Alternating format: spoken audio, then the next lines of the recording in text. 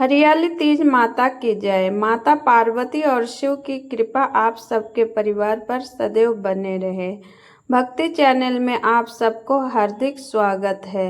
अगर मेरा वीडियो आपको अच्छी लगे तो चैनल को लाइक करिए, कमेंट करिए और शेयर करिए, सब्सक्राइब भी कर दीजिएगा। अब जानते हैं 2026 में हरियाली तीज कब है। हरियाली तीज 2026 15 अगस्त शनिवार के दिन मनाई जाएगी। सावन शुक्ल पक्ष की तृतीया तिथि 14 अगस्त की शाम लगभग 6:46 से शुरू होगी और 15 अगस्त की शाम लगभग 5:28 पर समापन होगी। उदया तिथि के अनुसार हरियाली तीज का व्रत 15 अगस्त को ही रखा जाएगा। हरियाली तीज मुख्य रूप से भगवान शिव और माता पार्वती को समर्पित पर्व है।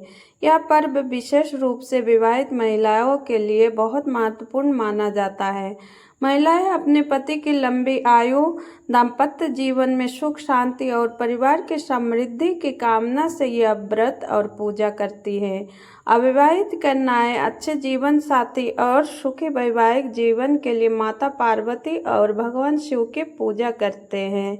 अब बात करते हैं इसमें किन किन चीज़ों की ज़रूरत होती है। सबसे पहले भक्ति ही, अपने समर्थ अनुযাयी सब चीज़ आप रख सकते हैं।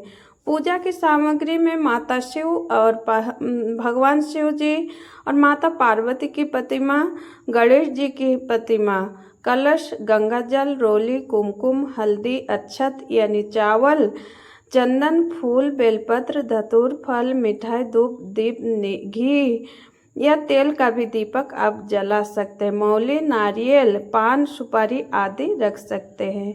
माता पार्वती के लिए मेहंदी, चूड़ियाँ, सिंदूर, बिंदी, चुनरी, श्रृंगार के सामग्री भी अर्पित की जाती है। हरियाली तीज के हरे रंग का वस्त्र और हरे रंग की चूड़ियों का विशेष महत्व माना गया है।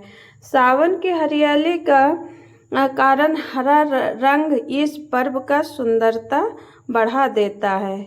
16 श्रृंगार का महत्व क्या है। हरियाली तीज के दिन विवाहित महिलाएं सुंदर वस्त्र पहनकर 16 श्रृंगार करती है। 16 श्रृंगार में बिंदी, सिंदूर, काजल, मेहंदी, चूड़ियाँ, मंगलसूत्र, नथ, कर्णफूल, मांग टीका, बाजूबंद, अंगूठी, कमरबंद, बिछिया, पायल भी शामिल होते हैं। हालांकि महिलाएं सभी अपने सुविधा और सामर्थ्य के अनुसार श्रृंगार कर सकती है। पूजा का सबसे महत्वपूर्ण श्रद्धा और भक्ति है। अब बात करते हैं हरियाली तीज का व्रत कैसे करें। सबसे पहले जरूरी बात, हरियाली तीज का व्रत किस प्रकार करना चाहिए। व्रत रखने वाले महिला प्रातःकाल जल्दी स्नान करें, स्वच्छ वस्त्र धारण करें, उसके बाद घर और पूजा स्थान की सफाई करें और माता पार्वती और भगवान शिव के सामने दीपक जलाकर व्रत का संकल्प लें। संकल्प लेते समय भगवान शिव और माता पार्वती का ध्यान करें, अपनी मनोकामना बोले। इसके बाद दिन भर श्रद्धा के अनुसार व्रत रखें। कुछ महिलाएं निर्जला व्रत रखती हैं, कुछ महिलाएं फलाहार या जल का भी ग्रहण करती हैं। लेकिन यह जरूरी बात यह है, हर व्यक्ति की शारीरिक क्षमता अलग होती है।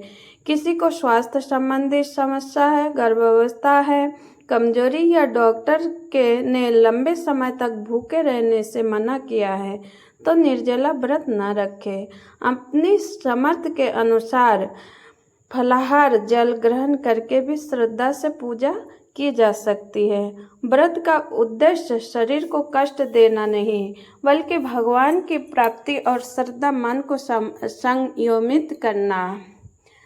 हरियाली पूजा का विधि अब जानते हैं। सबसे पहले पूजा स्थल को साफ करके एक चौकी रखें। चौकी पर स्वच्छ कपड़ा बिछाइए। भगवान को, श्री गणेश को, माता शिव पार्वती की प्रतिमा चित्र स्थापित करें। कलश स्थापित करें, उसके ऊपर नारियल रखें। सबसे पहले भगवान गणेश की मूर्ति की पूजा करें। गणेश जी को रोली, अक्षत, फूल, दुर्वा अर्पित करें। इसके बाद भगवान शिव का गंगा जल से अभिषेक करें। भगवान शिव को बेलपत्र, फूल, चंदन और धतूर अर्पित करें।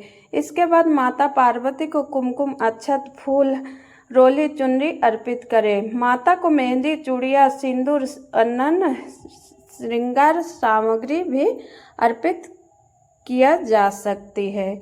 इसके बाद धूप दिखाए, दीपक जलाए, भगवान शिव और माता पार्वती के ध्यान करते हुए हरियाली तीज की कथा सुने।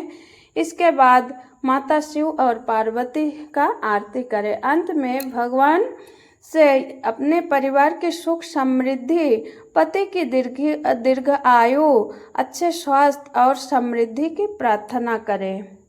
अब पौराणिक कथा के अनुसार हम तीज माता की कथा सुनते हैं। अब चलिए सुनते हैं हरियाली तीज से जुड़ी सुंदर पौराणिक कथा। कहा जाता है कि माता पार्वती ने भगवान शिव को पति के रूप में पाने के लिए जन्म जन्मांतर तक तपस्या की। माता पार्वती ने कठोर तप किया।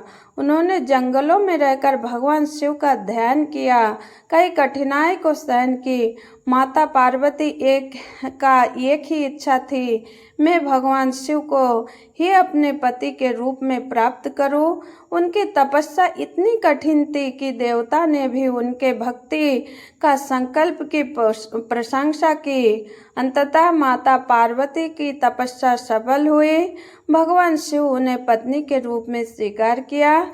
इस कथा से यह संदेश मिलती है कि सच्ची श्रद्धा, विश्वास और समर्पण से मनुष्य अपने जीवन में जीवन के कठिन लक्ष्य को भी प्राप्त कर सकते हैं। हरियाली तीज इसलिए केवल श्रृंगार का उत्सव या पर्व नहीं मनाया जाता, बल्कि यह पति पत्नी के प्रेम, विश्वास और समर्पण की भी प्रतीक है।